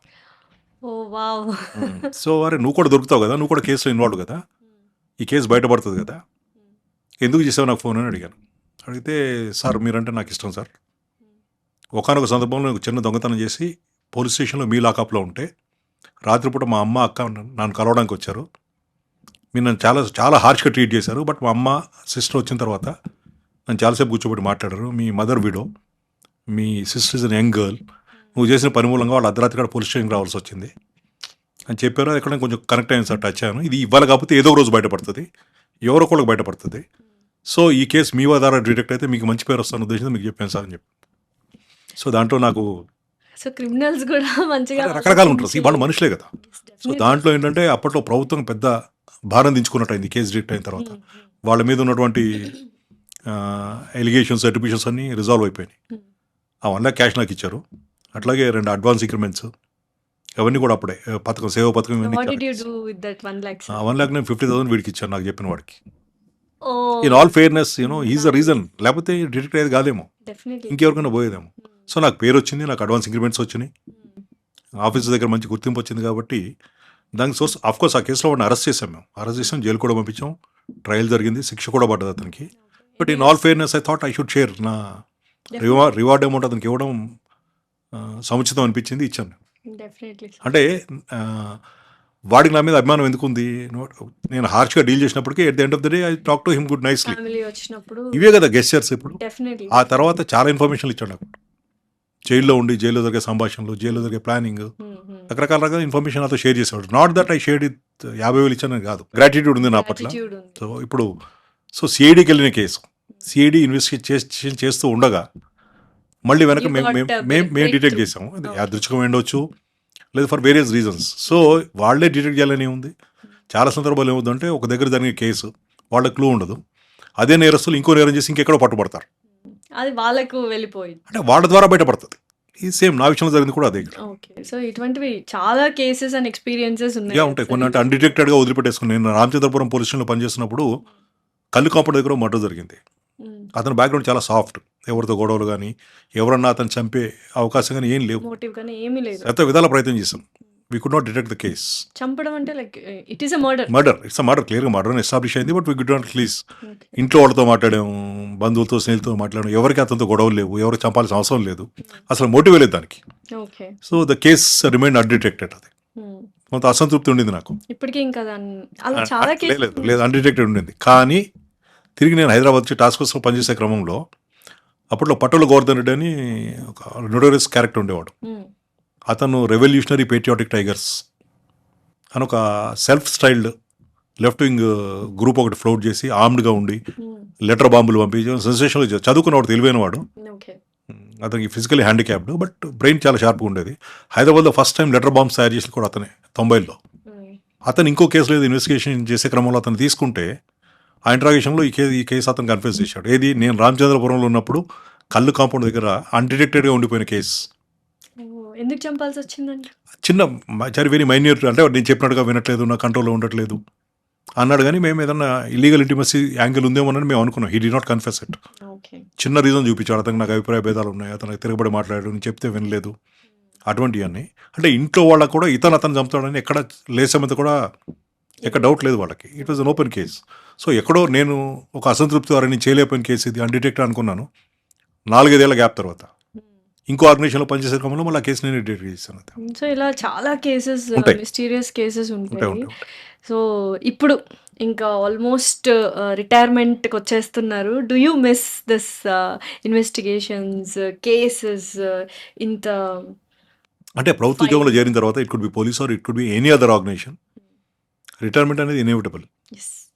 సో ఈ 38 ఏళ్ళు, దాదాపు I'm completing 38. I join very early. ఈ 38 ఏళ్ళ ప్రయాణంలో నేను పోగు చేసుకున్నటువంటి అనుభవాలు, అనుభూతులు, ఇవన్నీ కూడా ఎక్కడి దగ్గర ఎవరికొకరికి ఉపయోగపడతాయి. గతంలో నా దగ్గర పనిచేసిన కొంతమంది ఆఫీసర్స్, వాళ్ళకి వృత్తిపరమైన సమస్యలు కానీ, డౌట్స్ కానీ, సందేహాలు కానీ ఉంటే కనుక వాళ్ళు ఇప్పుడు రిపోర్ట్ చేస్తున్న ఆఫీసర్స్ కన్నా నాతో డిస్కస్ చేయడానికి చాలా కంఫర్టబుల్గా ఉంటారు. అంటే కొంతమంది నా దగ్గర ప్రొవిజన్స్గా మొదలుపెట్టిన వాళ్ళు, క్యారియర్ చేస్తున్న వాళ్ళు, అరే మీ ఆఫీసర్స్ లేరు ఎందుకు మాట్లాడంటే, సార్ మీతో అయితే కొంచెం మేము కంఫర్టబుల్ సార్, కేసు ఈ విధంగా ఉంది, ఏ చేస్తే బాగుంటుంది అంటారు, నాతో మాట్లాడతారు. అది సో నా రిటైర్మెంట్ ఇట్లాంటి వాటికి అడ్డం కాదు. So they continue to take my guidance or whatever it is. నేను ఈ ఎక్స్పీరియన్స్ వేస్ట్గా పోతుందని నేను అనుకోవట్లేదు. నేను ఆమె క్వాలిఫైడ్ లా గ్రాడ్యుయేట్, నేను లాయర్ని, అడ్వకేట్ని కాదు. లాయర్ అంటే లా చదువుకున్న ప్రతి వాడు లాయరే, ఎన్రోల్ అయ్యి ప్రాక్టీస్ చేసేవాడు అడ్వకేట్. ఏమో క్రమంగా అడ్వకేట్గా రూపాంతరం చెందుతాను, చూద్దాం. సో మీరు ఆర్గ్యుమెంట్లో కూడా విన్ అయ్యే ఛాన్సెస్ ఎక్కువగా మెండుగా ఉంటాయి. ఆర్గ్యుమెంట్లో విన్ అవ్వడం కాదులే, కానీ ఇటువైపు నుంచి వచ్చాను కాబట్టి ఇన్వెస్టిగేషన్లో ఎటువంటి పొరపాట్లు జరుగుతాయి, ఏం జరుగుతుంది. సపోజ్ నేను క్రిమినల్ సైడ్ నేను ప్రాక్టీస్ మొదలుపెట్టాను అనుకో, మా వైపు నుంచి ఎటువంటి లోటుపాట్లు దొరుకుతాయి అనేది కొంచెం బెటర్గా తెలిసే అవకాశం ఉంది. This experience, this journey will not go waste అనుకుంటున్నాను నేను. అంటే నేను నాట్ షూర్, యాక్చువల్గా పోలీసులో రాకపోయి ఉంటే కానీ నేను అడ్వకేట్ అయ్యి ఉండేవాడినేమో. మా నాన్నగారికి చాలా ఇష్టం నేను అడ్వకేట్గా చూడాలని. కనీసం ఆయన కోరిక తీర్చడం కన్నా మేబీ నేను ఐ గెట్ ఎన్రోల్డ్. నేను క్వాలిఫైడ్ లా గ్రాడ్యుయేట్నే కాబట్టి సీరియస్గా ప్రాక్టీస్ చేస్తానో లేదో నాకు తెలియదు, కానీ I think I get enrolled. Nothing wrong about it. So ఓవరాల్గా so how was the life journey sir? ఎలా ఉన్నింది 38 ఏళ్ళ అనుభవము? ఎంతో మంది క్రిమినల్స్ చూసుంటారు, అందులో నిజంగానే మారి మంచి వాళ్ళలాగా లైఫ్ లీడ్ చేస్తున్న వాళ్ళు ఉన్నారు, అండ్ కొంతమంది క్షణికావేశంలో క్రిమినల్స్గా మారిపోయిన వాళ్ళు ఉంటారు, కొంతమంది ఎన్నో ఇయర్స్ నుంచి అదే వృత్తిలో ఉంటారు. రకరకాల వాళ్ళతో డీల్ చేస్తున్నప్పుడు do you try to change them? The entire గోలే అది కదా. ఇప్పుడు చెడ్డ వాళ్ళందరూ చెడ్డగా ఉండి కొత్త చెడ్డ వాళ్ళు వాళ్ళు యాడ్ అయితే వాళ్ళ నంబర్స్ పెరుగుతాయి. ఒకసారి తప్పు చేసిన వాళ్ళు, క్రైమ్ చేసిన వాళ్ళు, చెడ్డవాళ్ళు, they should reform. The very idea మన క్రిమినల్ జస్టిస్ సిస్టంలోనే ప్యూనిటివ్ కాదు, అంటే పనిష్ చేయడం కాదు దాని ఉద్దేశం, రిఫర్మేటివ్. అంతే. వాళ్ళని సంస్కరించడమే మన వ్యవస్థ ఉద్దేశం. అందరూ మారిపోతారని చెప్పగానే చాలామంది మారుతారు ఫర్ 2 రీజన్స్. చాలామంది క్రైమ్కి రిసార్ట్ అయ్యేవాళ్ళు యంగర్ ఏజ్లో చేస్తారు. ఉడుకు రక్తం, వేడి, కోపం, ఆ ఫిజికల్ ఎజిలిటీ, ఎబిలిటీ అంతే. ఇవన్నీ ఉంటాయి. ఉమ్. క్రమంగా ఏజ్ బయటపడ్డా యంగర్ డేస్లో వాడు ఏముంది, నెల 2 నెలలు 3 నెలలు 4 నెలలు జైల్లో ఉన్న పెద్ద పడుచుకున్న వాళ్ళు ఉండరు. అవును. వాడికంటూ కుటుంబం ఏర్పడి భార్య పిల్లలు ఉండి ఇవన్నీ తర్వాత వాడు కూడా ఆలోచిస్తాడు, నేను మళ్ళీ క్రైమ్ చేస్తే గతంలో 6 నెలలు జైల్లో ఉన్నా, ఏడాది జైల్లో ఉన్నా, ఇప్పుడు నేను ఏడాది జైలు వెళ్తే నా పిల్లల్ని నేను చూసుకోలేను. ఉమ్. ఇటువంటిది వస్తుంది. దాదాపు 100-80% చేంజ్ అవుతారు వీళ్ళు. కొద్దిమంది హార్డన్గా ఉండిపోతారు వాళ్ళు బాధ్యత లేకుండా. మన సిస్టమ్ ప్యూనిటివ్ కాదు, మనం రిఫర్మేటివ్. వాళ్ళు నిజంగా కూడా చాలామంది మారుతారు. కారణాలు అనేకం, కుటుంబము, బాధ్యతలు, ఏజ్, ఉమ్. లేదు ఆర్థికంగా కొంత స్థిరపడటం, లేదు ప్రత్యామ్నాయ మార్గాలు వాళ్ళు సర్వైవ్ అవ్వడానికి దొరికినప్పుడు దిల్ change. To my knowledge 70-80% change అవుతారు. So it's huge percentage. 8% అంటే మళ్ళీ కొత్త వాళ్ళు జాయిన్ అవుతారు కదా. క్లబ్లో పాత వాళ్ళు అలాగే ఉండి కొత్త వాళ్ళు జాయిన్ అయితే క్రైమ్ చేసే వాళ్ళు రేటు పెరిగిపోతుంది. ఓకే. ఇది ప్రవాహం, ఇది పాత నీరు కొట్టుకుపోతుంది, కొత్త నీరు వస్తుంది దాంట్లోకి. నిజంగా ఈ సైకోపాత్ కిల్లర్స్ అనే వాళ్ళు ఉన్నారు అసలు. అంటే వితౌట్ ఎనీ మోటివ్ వాళ్ళకు సైకలాజికల్ డిజార్డర్ వల్ల, సైకలాజికల్ స్ట్రెస్ వల్లను చంపేస్తూ ఉంటారు సైకో కిల్లర్స్. ఇలాంటి కేసెస్ ఏమైనా మీరు డీల్ చేశారా? ఉన్నారు, అంటే దాన్ని ఎగ్జాక్ట్లీ సైకలాజికల్ రీజన్ చెప్పడానికి ఉండదు. జస్ట్ అంటే మనిషిని చంపడం వల్ల ఆనందం పొందేవాళ్ళు చాలా రేర్ కేసెస్ అవి ఉన్నారు. అంటే ఈ మధ్య కాలంలో చాలా తగ్గిపోయారు. బై డిఫాల్ట్ అంటే వాడికి సెన్సిటివిటీ తక్కువ ఉంటుంది వాడు. ఫర్ ఎగ్జాంపుల్ ఇప్పుడు మహారాష్ట్ర బేస్డ్ ఉన్న పార్దీ గ్యాంగ్స్ ఉంటాయి. దాంట్లో పల్ పార్దీస్, గావ్ పార్దీస్ అని కొంతమంది కొండల్లో ఉంటారు, కొంతమంది ఊళ్ళల్లో ఉంటారు. వాళ్ళు ఇళ్లలో రాత్రిపూట డెకాటిస్ చేస్తారు గ్యాంగ్ లాగెళ్ళి. ఓకే. ఇన్వేరియబుల్లీ అంటే వాళ్ళు ఉన్నాయని తీసి ఒలిసి ఇచ్చేసినా సరే, పూర్తిగా సరెండర్ అయినా సరే, వాళ్ళు తీవ్రంగా గాయపరచడం అనేది వాళ్ళ నేచర్, అది మోటివ్, అది. అటువంటి వాళ్ళు ఉంటారు. అంటే సైకోపాత్ కిల్లర్స్ నేను డైరెక్ట్ ఇన్వెస్టిగేషన్ కేసులు ఎవరు లేరు. ఫర్ ఎగ్జాంపుల్ మహబూబ్ నగర్లో ఒక గ్యాంగ్ ఉండేది. వాళ్ళు కళ్ళు కాంపౌండ్ దగ్గరికి వెళ్ళి ఓకే. అక్కడ లేబర్ ఎవరైనా తాగడానికి వచ్చినట్టు విమెన్ ఉంటారు కదా, వాళ్ళని ల్యూర్ చేసి మాట్లాడి వాళ్ళతో పాటు తాగి వాళ్ళని కూర్చొని తీసుకెళ్ళి నిర్మానుష్య ప్రాంతాలకు తీసుకెళ్ళి వాళ్ళని మర్డర్ చేసి వాళ్ళ దగ్గర నుంచి కొట్టేసేది ఏంటంటే అంతా కాళ్ళకుండే వెండి కడియాలు. దే హార్డ్లీ ఎనీ అమౌంట్ అది. కానీ ఒకలాంటి ఆ ట్రాక్లో పడిపోయారు వాళ్ళు. అట్లా రిపీటెడ్గా 10-12 చేసి ఆ తర్వాత దొరికిన వాళ్ళు ఉన్నారు.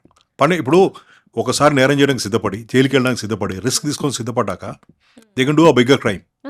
They can do a crime for a bigger profit. కానీ ఈ ట్రాక్లో పడిపోతారు వీళ్ళు. అదే చేస్తుంటారు రిపీటెడ్గా. మళ్ళీ ఈ కల్ కాంపౌండ్ అయిపోతే ఇంకో కల్ కాంపౌండ్. మరి వీళ్ళు ఏమైనా పెద్ద ఎత్తున దోచుకుందంటే ఏముండదు, చాలా మినిమల్ అమౌంటే ఉంటుంది. అంతే, హార్డ్లీ అమౌంట్ కదా. అంటే మైండ్ సెట్ అది. దాని ట్రాక్లో పడిపోయి వెళ్ళిపోతుంటారు అంతే. దాన్ని సైకోపాత్ అనాలా లేదా అనేది కాదు, వాళ్ళ ప్లెజర్ కూడా కాదు, మళ్ళీ గెయినే. సి అన్ని crimes they happen for 3 reasons. 3 Ws అంటాం మేము దాన్ని. Wine, women and wealth. మీరు ఏ క్రైమ్ అయినా తీసుకోండి, టేక్ 99% ఆఫ్ క్రైమ్స్. ఈ మూడిటికే మోటివ్ ఉంటుంది. ఇప్పుడు ఒక నేరం చేయాలంటే మోటివ్ ఉండాలి కదా. ఆ మోటివ్ ఏముంటుంది? వైన్, దాని influence, women, sexual jealousies, wealth gain. Wealth అంటే ఏంటి? పెద్ద కోట్ల రూపాయలు ఉండక్కర్లేదు. అన్ని ప్రాపర్టీ రిలేటెడ్ అఫెన్సెస్ వెల్త్ రిలేటెడే కదా. మీరు ఏ అఫెన్స్ అయినా తీసుకుని చూడండి, దాని 99% అఫెన్సెస్లో కారణాలు ఈ మూడే ఉంటాయి. సో ఇప్పుడు చాలా మంది క్రైమ్స్ చేస్తూ ఉన్నారు, వాళ్ళకి ఎందుకు అర్థం కాదు సార్? అంటే ఆవేశంలో చంపేయడం వల్ల, ఈ కైండ్ ఆఫ్ విమెన్ కోసమో, వెల్త్ కోసమో, తర్వాత కంపల్సరీ శిక్ష అనేది ఒకటి ఉంటుంది, you have to go through a lot అన్న విషయాన్ని ఎందుకు మర్చిపోతున్నారు? మనం అవేర్నెస్ క్రియేట్ చేయలేకపోతున్నామా? ఇటువంటి శిక్షలు ఉన్నాయి, ఇటువంటి లాస్ ఉన్నాయి, లేదా మనం ఎక్కడో మిస్కమ్యూనికేషన్ చేస్తున్నామా? ఎటు నుంచైనా మనం తప్పించుకునే అవకాశం కల్పించవచ్చు అని. మీ ప్రశ్నలోనే సమాధానం కూడా ఉంది. క్షణిక ఆవేశం ఉన్నారు. ఆవేశంలో ఉన్నవాడికి ఆలోచన ఉండదు. That could be one reason. చాలా ప్లాన్ చేసి మర్డర్ లేదు, that could be one reason. ఆవేశంలో చేయడం, చేసే విధానం కోల్డ్ బ్లడెడ్ ఏదైతే అంటామో, కూల్గా చేసేది. చాలామంది నేరస్తులు ఏమనుకుంటారంటే చేసి తప్పించుకోగలుగుతాము, చాలా తెలివిగా చేస్తున్నాము, స్మార్ట్గా చేస్తున్నాము, we're not leaving any traces, evidence అనే ఒక అపోహలో బ్రతికి చేస్తారు, which is not correct. Eventually it come out. మాకు బేసిక్ ట్రైనింగ్లో చెప్తారు, లోకార్ట్స్ ప్రిన్సిపల్ ఆఫ్ ఎక్స్చేంజ్ అని చెప్తారు. అంటే ఒక వ్యక్తి ఒక వ్యక్తితో కానీ ఇంకో ప్లేస్తో కానీ కాంటాక్ట్ అయితే దే లీవ్ ట్రేసెస్. నేను గోడకు తగిలితే దాని కలర్ నా షర్ట్ అంటుంది, నా షర్ట్ కలర్ అక్కడ అంటుంది, నేను ఇక్కడ చేయి పెట్టి వెళ్తే నా ఫింగర్ ప్రింట్స్ ఉంటాయి. ఈ ప్రిన్సిపల్ ఆఫ్ ఎక్స్చేంజ్ ఇప్పుడు ఇంకొంచెం స్మార్ట్గా చేస్తున్నారు, చేసినప్పటికీ 100% దే లీవ్ ద ట్రేసెస్. ఏదో ఒకటి ఉంటుంది. అది కాకుండా ఇప్పుడు టెక్నాలజీ ఏంటి, ఒక వ్యక్తి ఒక దగ్గరికి వెళ్ళాడు అంటే అతను అక్కడ కనుక్కోవడానికి 100 రకాల మీన్స్ ఉన్నాయి. కొన్ని టెక్నికల్ విషయాలు I don't want to Yes. Openly discuss it. అది Yes, definitely. టెక్నాలజీ అడ్వాన్స్ అయిన తర్వాత it's almost next to impossible to leave the place without leaving the traces. Finally it's was wonderful conversation with you sir. ఇంకా బోల్డ్ అని విషయాలు మాట్లాడుకోవాలి. Will do another podcast as well. Maybe October తర్వాత నేను కొంచెం లీజర్గా ఉంటానేమో. లీజర్గా ఉంటారు, అప్పుడు ఇంకొంచెం ఇంకొంచెం లీజర్ టైం ఉంటుంది. స్వేచ్ఛగా మాట్లాడొచ్చు. ఆఫ్ కోర్స్ ఇప్పుడు మాట్లాడడానికి కొన్ని పరిమితులు ఉంటాయి, కొన్ని కాంట్రవర్షియల్ విషయాల జోలికి వెళ్ళలేము. అప్పుడు కొంచెం ఇంకా బెటర్గా కంఫర్టబుల్గా డిస్కస్ చేయగలుగుతాము. Let's wait and see. Definitely, sir. Thank you so much for It was coming wonderful here. talking to you, Thank you, sir. sharing my views. Thank you once again. Thank you, sir.